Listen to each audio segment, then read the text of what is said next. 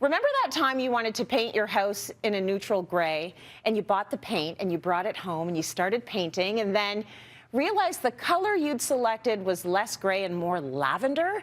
I'm sure this has happened to many of us, and I can't promise for sure that it won't happen again, but we can ask Sharon Grech for tips to help us pick out the color we really want for our next paint project. Sharon, I hate to say it, it's happened to me, and I've been hosting the show for quite some time. So let's start by talking about, before we get into this lesson, what's happening behind you, because I know you've got a project underway. Yes, it's pretty obvious, isn't it? I am doing a big, well, not a big reno, but we're going to be refinishing all of our floors, painting the cabinets, obviously painting the walls. And when I removed a cabinet, you can see, do as I say, not as I do, we painted around the cabinet before. So I see my color from 20 years ago, those beautiful warm tones. I see my warm gray from 10 years ago, and now it's time for a change. So I'm going to try out a few other samples. So good timing for this segment. That's awesome, though. It was a very happy yellow, but I love the fact that you can keep it real, and we can even see, you know, the designers even have this stuff going on, so it's good. Let's get to the lesson at hand now, Cher. Learning how to pick a paint color is tricky. Yes, it is tricky, Tracy. I'm not lying if I say that, but it's also tricky to pick any material when you're doing a home reno project, especially when you're looking at neutrals. I think it's far easier when you want to choose like a purple or a green or a red or a blue than it is when you want to choose a neutral, because the word neutral is actually really deceiving. We think it means lack of color, but in the world of paint and in the world of decorating, it actually doesn't. Those beautiful neutrals that we love so much actually do have a relation to the color wheel. They're not actually on the color wheel, but they do have a relation to that, and the colors are made up with other pigments, reds, blues, greens, oranges, as well as black and white. So it's definitely a little bit deceiving, but again, if you think of neutrals as having a relationship with the color wheel, it really helps you. Yeah, so what you're saying is basically neutral is not really neutral. I mean, I've got a bunch of neutral paint chips here, and you can see that it can get kind of confusing there. Like, there are a lot of ways you can go, and that's why your gray sometimes ends up lavender. So how do we find the right one, right, in that sea of grays? Exactly, Trace. It is really confusing, but at the same time, it's all those beautiful colors that make those neutrals so complex. That is what's so appealing about them. When you think about, you know, just mixing a straight gray with black and white pigment, which we don't actually do really in paint, it can be very neutral technically, but it's also kind of sterile and boring. You know, you need to add pattern, you need to add other colors, you need to add contrast to really rev it up. I mean, I wore my greige, my grout fit, as my daughter would call it.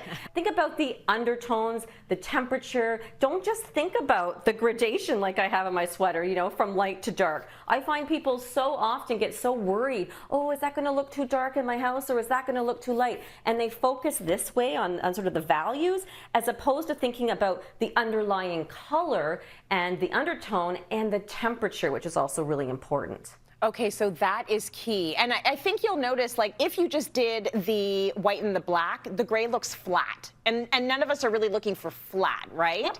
So we're going to talk about undertones later in the show. But what do you mean by color temperature? Because that's key.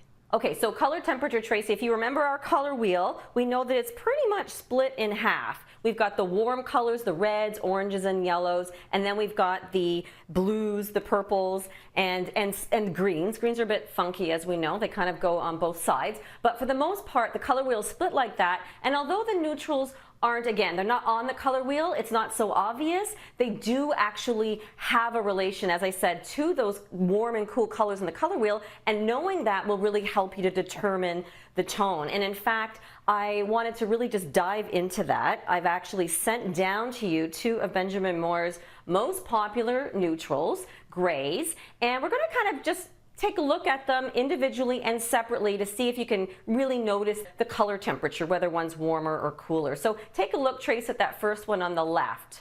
Actually, I think it's the only one on the wall right now. Yeah. Take a look at that one and describe it to me. And this is how committed she is. She comes down here and puts this stuff up so she can test me from home. You see what she does?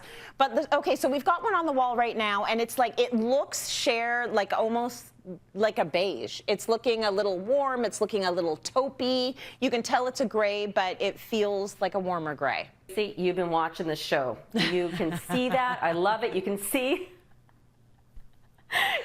the warmth in it, right? I mean, it does have warmth in it. And again, we say it's a gray. It's Revere Pewter, which is one of Benjamin Moore's most popular colors. And people love it because it kind of bridges that warm and cool. And it can actually look different in different lighting, which we'll talk about later. But again, yes, it does have the warmth. But why don't you take a look at the other one on the table and kind of look at it separately and describe our other color. Okay, so this is obviously another gray, but it almost looks like a baby blue. So it almost, there's a blue tone to it. I would say that this is a little bit on the cooler side. Absolutely, Trace. That is Coventry Gray, and in relation, it is definitely more on the cooler side. It doesn't actually have a lot of cool in the formula, but it does read more cool. It's a bit more of a neutral gray. They put them up together so you can really see, because sometimes when you're looking at that chip in the store of Coventry Gray or Revere Pewter, you look at it individually and it just looks neutral. So it's not until you put it in relation with other colors and other furnishings that you can really see the color temperature. So how does that look now? I'm just you did a happy great I job got it hanging up on. that picture. Yeah. Okay, look at, you put them side by side, and I mean, these look like completely different colors. They don't even both look like gray anymore. You can see this one is glaringly warm and this one is glaringly cool, and this is what trips us up.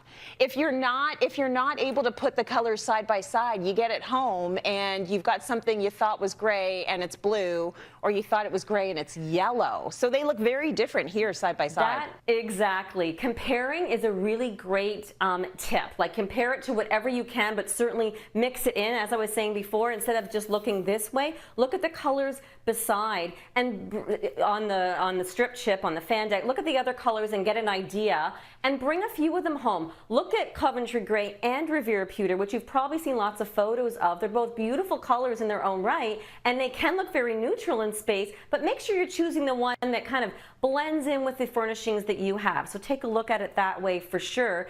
And then, you know, I think it's important to think that color on the wall takes up the most visual space really in the room, so it really does set the tone. And that's why sometimes you walk into a space all neutral, but you're like, something's wrong. It's usually because the undertones are mismatching. It's a gut test, it's a feel test, and the more you get it wrong, the more you will get it right.